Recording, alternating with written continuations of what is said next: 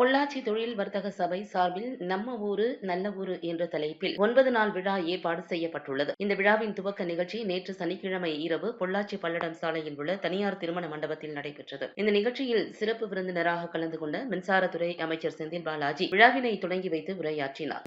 ஒரு உறுதி இந்த நிகழ்ச்சியின் வாயிலாக இங்கே முன்வைக்க விரும்புகிறேன். வரக்கூடிய ஆண்டுகளில் தமிழ்நாட்டினுடைய சுற்றுலா தலங்களில் முதன்மை தலமாக பொள்ளாச்சியை மாற்றுவதற்கு என்னென்ன திட்டங்கள் தேவையோ அது அனைத்தையும் முதலமைச்சருடைய கவனத்திற்கு எடுத்து சென்று நிச்சயமாக பெற்றுத் தருவோம். விரைவில் அதை செயல்படுத்துவோம். நாம் இணைந்து அதை செயல்படுத்துவோம் என்ற உறுதியை உங்களுக்கு அன்போடு தெரிவித்துக் கொள்கின்றேன்.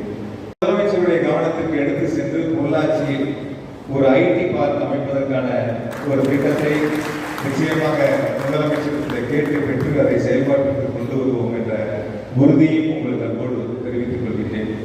ஏதோ பொள்ளாச்சி திருவிழாவுக்கு வந்தார்கள், பேசினார்கள், சென்று விட்டார்கள் என்று இல்லாமல் பொள்ளாச்சியினுடைய வளர்ச்சிக்கும் மாவட்டத்தினுடைய வளர்ச்சிக்கும் நிச்சயமாக தோளோடு தோல் என்று உங்களது உழைப்பில் எங்களது உழைப்பும் நிச்சயம் இணைந்திருக்கும் என்ற உறுதியை இந்த நேரத்தில் அன்போடு தெரிவித்துக் கொள்கிறேன்.